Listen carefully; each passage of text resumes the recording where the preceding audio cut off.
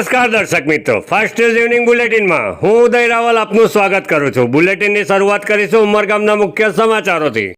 ઉમરગામ નગરપાલિકા ward number 3 વિસ્તારના 5 જેટલા યુવકો ગતરોજ સોમવારે ઉમરગામ દરિયા કિનારે નાહવા ગયા હતા, જે પૈકીનો એક યુવક દરિયામાં તણાઈ ગયો હતો। ઘટના ઘટિત થયાના આશરે 4 થી 5 કલાક બાદ યુવકનો મૃતદેહ ઉમરગામ દેરી રોડ ઉપર નવી નગરીની સામે દરિયા કિનારે નજરે પડ્યો હતો, જે અંગે સ્થાનિકોએ પોલીસને જાણ કરી હતી। જાણ થતાની સાથે જ પોલીસ સ્થળ પર આવી પહોંચી હતી। પોલીસ દ્વારા ઓળખ પ્રક્રિયા પૂર્ણ કર્યા બાદ મૃતદેહને પીએમ માટે રવાના કરાયો હતો। દક્ષિણ વિભાગ કોળી સમાજ મંડળના 50 વર્ષ પૂર્ણ થતા સુવર્ણ જયંતિ નિમિત્તે વૃક્ષારોપણ કાર્યક્રમનું આયોજન ટીંબી ખાતે કરવામાં આવ્યું હતું। કાર્યક્રમમાં ઉપસ્થિત સમાજના શ્રેષ્ઠીઓનું કોળી સમાજ ટીંબી દ્વારા સ્વાગત કરાયું હતું। હરિયાળી ધરતી સમૃદ્ધ સમાજના સૂત્રને સાર્થક કરવા મોટી સંખ્યામાં યુવાનો ઉપસ્થિત રહ્યા હતા। જય શ્રી રામ। દક્ષિણ વિભાગ કોળી સમાજ મંડળના 50 વર્ષ પૂરા થઈ રહ્યા છે। એ 50 વર્ષની સુવર્ણ જયંતિના ભાગરૂપે આપણે દક્ષિણ વિભાગ કોળી સમાજની અંદર આવતા તમામ વલસાડ જિલ્લાની અંદર અને આજે આપણે ઉમરગામ તાલુકાના તમામ ગામોને આવરી લઈને આપણે આ વૃક્ષારોપણનો સામૂહિક કાર્યક્રમ ચાલુ રાખેલો છે, જેની અંદર આજે અમે અચ્છારી, વલવાડા, નાહોલી અને ત્યાંથી લઈને સરોંડા, કલગામ અને ત્યાંથી ઉમરગામ, ગોવાડા, પલસેટ અને પછી આજે અમે ટીંબી ગામની અંદર વૃક્ષારોપણનો કાર્યક્રમ કરી રહ્યા છે। અને આ દરેક ગામની અંદર અમે જે સમાજના 50 વર્ષ પૂરા થાય છે એના સંદર્ભમાં દરેક ગામમાં 50 વૃક્ષ રોપવાનું આયોજન કરેલું છે। અને આનો મુખ્ય હેતુ એ છે કે સમાજને સંગઠિત કરવાનો અને જે યુવા પેઢી સમાજથી જે દૂર જઈ રહી છે એને ફરીથી એકત્રિત કરીને આપણા દક્ષિણ વિભાગ કોળી સમાજની જે આપણી સભ્યતા છે, સંસ્કૃતિ છે, એને જાળવવાની છે। અને આપણે મુખ્ય હેતુ એ જ છે કે આપણે જો સંગઠિત થશું તો આવનારા દિવસોમાં આપણે જે સામાજિક અને શૈક્ષણિક રીતે જે આપણને લાભ મળવા જોઈએ એ પૂરા પ્રમાણમાં મળતા નથી।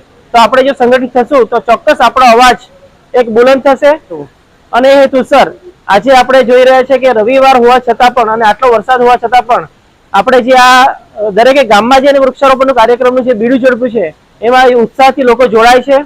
અને એ જ એનો આપણે પુરવાર કરી શકીએ છીએ કે આપણે ખરેખર સંગઠિત અને દરેકમાં સમાજ પ્રત્યે એક ભાવના જાગૃત થવી જોઈએ, એ ચોક્કસ જાગૃત છે।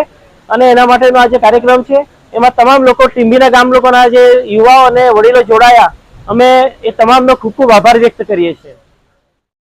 ઉમરગામ તાલુકાના ભાટી કરંબેલી ખાતે અનધિકૃત રીતે વરસાદી પાણીનું કુદરતી વહેણ અટકાવવામાં આવ્યું હોવાની જાણ થતાં જ તંત્રના અધિકારીઓ ઘટના સ્થળ પર પહોંચ્યા હતા।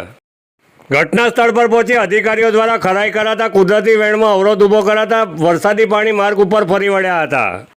સાંજે 6 કલાકે રોડ એન્ડ બિલ્ડિંગ ડિપાર્ટમેન્ટના ડીઈ અને પોલીસ કર્મીઓ સાથે અન્ય અધિકારીઓ ભાટી કરંબેલી ખાતે પહોંચ્યા હતા। માર્ગ ઉપર વરસાદી પાણીનો ભરાવો થતાં અવરજવર કરતા વાહન ચાલકોને મુશ્કેલી ન પડે તે માટે કુદરતી વહેણના આડે અવરોધ દૂર કરવામાં આવ્યા હતા। બુલડોઝર સાથે પહોંચેલી ટીમે 3 જેટલા ખેતરોમાં અવરોધ દૂર કરી વરસાદી પાણીના નિકાલ માટે વ્યવસ્થા કરી હતી।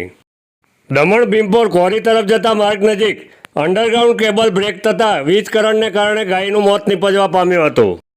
અગાઉ પણ દમણમાં વીજ કરંટ લાગતા એક ગાયનું મોત નીપજ્યું હતું, જેને કારણે જીવદયા પ્રેમીઓમાં દુઃખ સાથે રોષની લાગણી જોવા મળી રહી હતી। ઘટના સ્થળે ઉપસ્થિત પ્રત્યક્ષદર્શીઓના મત મુજબ કરંટ લાગતા ગાય તડફડિયા મારી રહી હતી।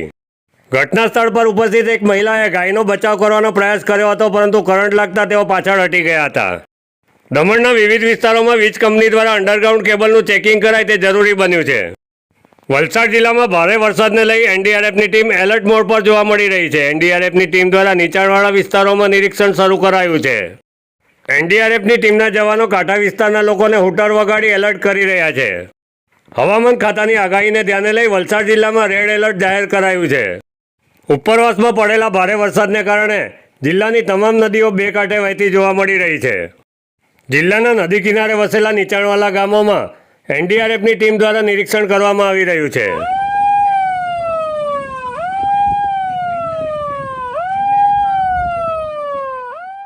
જાહેર સુરક્ષાને ધ્યાને લઈ જિલ્લા વહીવટી તંત્ર દ્વારા લો લેવલ બ્રિજ પાસે ચેતવણી બોર્ડ મૂકવામાં આવ્યા છે। ડેમમાં ગઈકાલથી અત્યાર સુધીમાં લગભગ 2.25 લાખ ક્યુસેક પાણી છોડવામાં આવી રહ્યું છે। સતત 10 દરવાજા અત્યારે ચાલુ છે। સ્લો એન્ડ સ્ટેડી પાણી છોડવાનું ચાલુ છે મધુવન ડેમમાંથી। એટલે લો લાઇન એરિયામાં પાણી આવે છે, પણ સ્મૂથ ઓપરેશન ચાલતું હોવાથી બીજો કોઈ અત્યારે ઇસ્યુ છે નહીં એમાં। ને રસ્તાની જો આપણે વાત કરીએ તો અત્યારે ટોટલ 49 રસ્તાઓ બંધ છે ઓવરટોપિંગના કારણે.